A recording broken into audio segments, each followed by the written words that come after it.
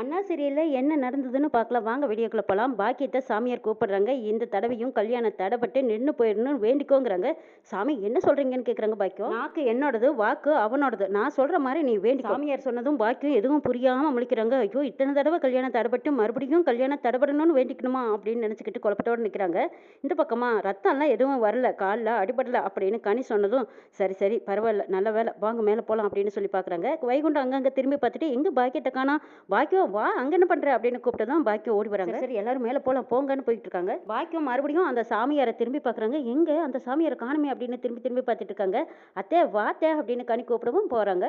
மலையடி வாரத்துல சவுந்தரபாண்டி பச்சை துண்டு பச்சை வேட்டியோட வந்து இறங்குறாரு. இந்த சனியனை சாதாரணமாவே கண்டுபிடிக்க முடியாது. இப்ப வேச வேற அவளை இப்ப எங்க தேடுவேன் அப்படின்னு தேடிக்கிட்டு இருக்காங்க. பின்னாடியே வந்து தோலை தொடுறாங்க. திரும்பி பார்த்ததும் சவுந்தரபாண்டி சே ஏண்டா டே என்னடா ஆளை அடிச்சே பிச்சை கேட்க ஆரம்பிச்சிட்டிங்களான்னு கேட்குறாங்க.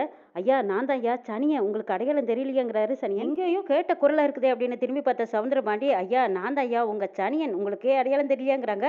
அட சனியா நீயா, டேய் உன்னை இந்த வேஷத்தில் பார்க்கும்போது அடையாளமே தெரியல, உனக்கு இந்த கெட்டப்பு ரொம்ப சூப்பராக இருக்குதுங்கிறாங்க.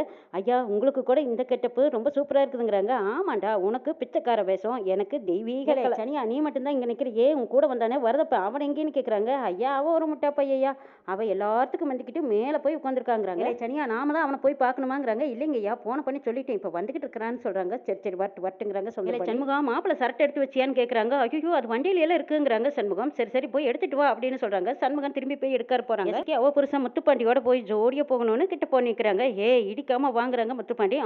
கூட வந்தா என்னவா அப்படிங்கிறாங்க. ரொம்ப ஓவரத்தான் போறாங்கிறாங்க வீரா. அவ புருஷன் அவன் கூட போறான், உனக்கு என்னடி வந்துச்சு அப்படின்னு ஒரு தள்ளுறாங்க. ரத்னாவும் சிவபாலன் மேல போய் விழுகிறாங்க. வீரா சாரிங்கிறாங்க. பரவாயில்ல கீழே விழுந்தா கல்லுக்குள்ள மண்டை அடி விட்டுருமில்ல, தாங்கி பிடிக்குங்காட்டி பரவாயில்லைங்கிறாங்க சிவபாலன். சரி பரவாயில்ல பாத்துவான்னு சொல்றாங்க சிவபாலன். இந்த பக்கமா வைகுண்டமும் சூடாமணியும் பேசிக்கிறாங்க. இந்த கோயிலுக்கு வந்து ரொம்ப நாள் ஆச்சுங்கிறாங்க. ஆமா அது எப்படி மாமா மறக்க முடியுங்கிறாங்க. சுடாமணி காட்டு பெருமாள் சக்தி உள்ள சாமின்னு சொல்றாங்கல்ல, இந்த தடவையாவது கல்யாணம் நல்லபடியா தடங்கள் வராம நடத்தி வைப்பாரான்னு கேட்குறாங்க. எல்லாமே நல்லபடியா நடந்துட்டு தாண்டி இருக்கு, உனக்கு என்ன சந்தேகம் வந்துச்சுன்னு கேட்குறாங்க பரணி. எந்த பிரச்சனையும் இல்லை, தேவையில்லாம மனசை போட்டு குழப்பிக்காத, நல்லபடியா நடக்கும் வா போலான்னு கூட்டிட்டு போறாங்க. பின்னாடியே பாக்கியம் மனசுக்குள்ள அப்படியே நொந்து வராங்க. சண்முகனுக்கு எதிரியான வரதப்பா மலையிலேருந்து வராரு. வந்துட்டு இருக்கும்போது எஸ்கி மேல இடிச்சிடுறாங்க. கொஞ்சம் நெல்லு, கொஞ்சம் கூட அறிவு இல்லையா, இம்பிட்டேட படியில இருக்குது இல்லை, பொம்பளைங்களை இப்படித்தான் இடிச்சுக்கிட்டு வருவியான்னு கேட்குறாங்க. அடக்கி பேசிட்டேன்னு கிட்ட போறாங்க. டே என்னடா என்ன அடக்கி பேசணும்னு முத்துப்பாண்டி சரட்டு பிடிச்சிடுறாங்க. செஞ்சதே பொறுக்கித்தனம், இதுல வாய் அடக்கி வேற பேசணுமா, யார்டா நீன்னு கேட்குறாங்க முத்துப்பாண்டி. டேய் முதல்ல சரட்லேருந்து கையெடுங்கிறாங்க வரதப்பன். உனக்கு என்ன அம்பட்டு திமிரான்னு கேட்டுட்டு இருக்கிறாங்க. போனவங்க எல்லாம் திரும்பி பார்த்துட்டு ஐயோ என்னது பிரச்சனை போல இருக்கேன்னு திரும்பி ஓடி வராங்க. மாமா 4 போடுங்க, இவனுக்கு அம்பட்டு திமிர அடங்கிட்டுங்கிறாங்க. என்னடா லுக்கு, பொம்பளை பிள்ளைங்க மேல இடிச்சிட்டு போறேன், என்னடா யாரடா எங்க இருந்துடா வந்திருக்கேன்னு முத்துப்பாண்டி கேட்குறாங்க. டே கையெடுறாங்கிறாங்க வரதப்பன். யார்டா நீன்னு கொத்துப்படியா பிடிச்சிக்கிறாங்க முத்துப்பாண்டி. டேய் அதெல்லாம் உங்ககிட்ட சொல்ல முடியாது, முதல்ல கையெடுறான்னு வம்பு பண்ணிக்கிட்டு இருக்காங்க. பார்த்துட்டு அடையாளம் தெரிஞ்சுக்கிட்டு அண்ணே இங்க வா ஒரு நிமிஷம் அப்படின்னு கூப்பிட்டதும் சண்முகம் ஓடி வராங்க. சீக்கிரமா எஸ்கே காட்ட யாரும் வம்பளுக்குறாங்கன்னு சண்முகம் வந்ததும் அப்படியே முகத்துக்கு பார்த்து நேர் ஒரு குத்து விடலான்னு போகும்போது மூஞ்சியை பார்த்ததும் கையை அப்படியே நிறுத்திக்கிறாங்க. இதை பாக்கியம் பார்த்துட்டு சண்முகம் என்னல பண்ணிட்டு இருக்கிற, கையெடு நேத்தே சொல்லி அனுப்பினல, மறுபடியும் எதுக்குல வந்து இங்க வந்து பிரச்சனை பண்றேன்னு கேட்குறாங்க சண்முகம். என்னடா வேணும், உசுர் வேணும்னா ஒழுங்கா இங்கிருந்து சத்தம் இல்லாம போயிடுங்கிறாங்க. எனக்கு என்ன வேணும்னு உனக்கு தெரியாதான்னு கேட்குறாங்க வரதப்பன். 2 பேர் கை கலந்துக்கிறாங்க. டேய் சண்முகம் நல்ல காரியத்துக்காக வந்திருக்கிறோம், எதுக்கு இப்படி முட்டிக்கிறீன்னு வந்து பாக்கியம் தடுக்கிறாங்க. பையன் கோயில வந்து என்னை இடிக்கிறான் தேங்கிறாங்க. கையை காலை உடச்சு விட்டா தான் இவனுக்கு தெரியுங்கிறாங்க. ஏண்டி நீ சும்மா இருக்க மாட்டியாங்கிறாங்க பாக்கியம். ஐயா சாமி நீங்க போங்க, இவங்க எல்லாம் முரட்டு பசங்க, ஏதாவது தப்பா நடந்துற போது உங்களை கையெடுத்து கும்பிடுற, போங்க சாமி போங்கன்னு கெஞ்சுறாங்க. பாக்கியம் பாக்குறான் பாரு, மூஞ்சி மவரையெல்லாம் பேத்துருவோம், ஒழுங்கா போயிருங்கிறாங்க. ஊயின்னு கிடக்குறாங்க. முத்துப்பாண்டி டேய் அமைதியா போயிருன்னு மிரட்டுறாங்க. ஐயா சாமி போங்கடா சாமிகளா அப்படின்னு சொல்லி வைகுண்டம் அனுப்புனதும் 4-5 பேர் கீழே இறங்கி ஓடுறாங்க. திரும்பி பார்த்து லுக் விட்டுட்டு போற, டேய் ஒழுங்கா போயிடுங்கிறாங்க. டேய் பேசாம இருக்க மாட்டியா, நல்ல காரியத்துக்கு வந்திருக்கிறோம், திரும்ப வம்பழுத்துக்கிட்டே இருக்கிறியான்னு கேட்குறாங்க பாக்கியம். அம்மா அவன் தானே இவகிட்ட இடிச்சிட்டான் அப்படிங்கிறாங்க முத்துப்பாண்டி. அவன் ஒரு சைக்கோமா, நம்ம சண்முகத்துக்கிட்டே டாக்டர் சரவணன்னு சொல்லிட்டு சுத்திக்கிட்டே இருக்காமாங்கிறாங்க. அடியே என்னடி சொல்றேன்னு கேட்குறாங்க பாக்கியம். ஆமாமா இப்படிதாம்மா நிறைய பேர் இப்படி சுத்திட்டு திரியிறாங்க. ஆமா நீ ஏன் இவ்வளவு டென்ஷன் ஆகுறேன்னு கேட்குறாங்க. இல்லடி எனக்கு ஏனோ படபடன்னு வருது, இந்த கல்யாணம் நல்லபடியா நடந்தா போதும்னு நினைக்கிறேன், எதுக்கு தேவையில்லாம வந்தவங்க போறவங்க கிட்ட எல்லாம் வம்ப பழுத்திக்கிட்டு மதனி வாங்க போலாம் எல்லாரும் வாங்க அப்படின்னு கூட்டிட்டு போறாங்க. பாக்கி எல்லாரும் படியேறி போய்கிட்டு இருக்காங்க. அண்ணே எனக்கு பயமா இருக்குதுன்னு கனி சண்முகத்துக்கிட்ட சொல்றாங்க. டேய் நீ சத்தியம் பண்ணிருக்கே, எதுவும் யாருக்கிட்டையும் சொல்லக்கூடாது சரியா, எல்லாம் அண்ணன் பாத்துக்கிறேங்கிறாங்க. எதுக்கு இங்க வந்திருக்கான்னு கேட்குறாங்க. ஏதோ விவகாரமா தான் வந்திருக்கான், சரி நான் பாத்துக்கிறேன் விடுங்கிறாங்க சண்முகம். இல்ல சனியா அவன் என்ன முட்டி செத்த பையனா, படி இறங்கி வரதுக்கு வர்றதுக்கு இவ்வளவு நேரமான்னு கேக்குறாங்க சவுந்தரபாண்டி. ஐயா வந்துருவான் அதோ வரான் பாருங்கங்கறாங்க. சவுந்தரபாண்டி கூட்டிட்டு வந்த ரவுடி கிட்ட சொல்றாங்க, அங்க வரான் பாரு அவன் பேரு தான் வரதப்பங்கிறாங்க. அந்த ரவுடி பையங்களோட நீங்களும் சேர்ந்துக்கங்க. ரத்னா கல்யாணம் நடக்க விடாம இந்த முட்டா பயல்களோட சேர்ந்துக்கிட்டு நீங்களும் செட்டு சேர்ந்து எல்லாரும் ஒருத்தருக்கு ஒருத்தர் மோதிக்கிட்டு இருப்பாங்க. அந்த கேப்ல நீங்க சூடாமணியை போட்டு தள்ளி சூடாமணியை போட்டு தள்ளிட்டு கையில வச்சிருந்த ஆயுதத்தை இவன் கையில கொடுத்துட்டு நீங்க எல்லாரும் எஸ்கேப் ஆயிடுங்க. அவன் கையில இருந்தா அவன் மாட்டிக்குவான், உங்க கையில இருந்தா நீங்க மாட்டிக்குங்க. நீங்க எதுக்குங்கடா மாட்டிக்கிறீங்க, அவன் கையில கொடுத்துருங்கிறாங்க சவுந்தரபாண்டி. கல்யாணத்தை நிறுத்த வந்தா சூடாமணியை போட்டு தள்ளிட்டான் அப்படின்னு கொலையை நீங்க பண்ணுங்க, பழிய அவன் எடுத்துக்கிட்டுங்கிறாங்க. எல்லா குத்தமும் அவன் பேர்ல தான் இருக்கணும், உங்க பேர்ல எந்த ஒரு சந்தேகமும் வரக்கூடாதுன்னு சொல்லிக்கிட்டு இருக்காங்க. ஐயா சூப்பர் பிளானுங்க ஐயாங்கிறாங்க. தனியா உளறி கொட்டிடாதடா, பாக்குறவங்க எல்லாருமே மருதப்பனோட ஆளுங்க தான் கொலையை செஞ்சாங்கன்னு சொல்லி வைக்கணும். அந்த மாதிரி ஒரு விஷயத்த பிளான் பண்ணன மாதிரி கச்சிதமா செஞ்சிடணும்னு சவுந்தரபாண்டி சொல்றாங்க. எல்லாம் சரியா செஞ்சிடலாம் அப்படிங்கிறாங்க. சவுந்தரபாண்டி கூட்டிட்டு வந்த ரவுடிங்க. வரதப்பா வரா நீங்க யாரும் பேசக்கூடாது, நானே பேசிக்கிறேங்கிறாங்க. மருதப்பா வந்தா இறங்கி வரும்போதே வம்பழுத்துட்டான். அங்கேயே நான் போட்டு தள்ளிருக்கணும், என்ன செய்யறது, காரியமாகனேன்னு நான் கம்முன்னு வந்துட்டேங்கிறாங்க. என்ன ஆச்சுன்னு கேக்குறாங்க சவுந்தரபாண்டி. தெரியாதனமா அவன் தங்கச்சி மேல இடிச்சிட்டான். அந்த சிறுக்கி என்னெல்லாம் பேசுறா, அவ புருஷன் என் சட்டியை பிடிச்சி இருக்கிறான், அவனை நான் விடுறதா இல்லைங்கிறாங்க. அவனை போட்டு தள்ளிட்டு அவன் பொண்டாட்டியை தூக்கிட்டு போவேங்கிறாங்க. ஏன் நீ யாரை சொல்றியா, அந்த சிலம்பு சுத்துறவளை சொல்றியா இல்ல அந்த நசுக்கியை சொல்றியா? சரி அது யாரா இருந்தானே அது உன்னோட விருப்பம் இருக்கட்டும், இருந்தாலும் நீ காரியத்துல கண்ணா இருக்கணும், எதுலயும் போய் சிக்கிக்காதீங்கிறாங்க சவுந்தரபாண்டி. ஐயா மதுரையில நாங்க செய்யாத சம்பவமா, அதெல்லாம் நான் பாத்துக்கிறேங்கிறாங்க.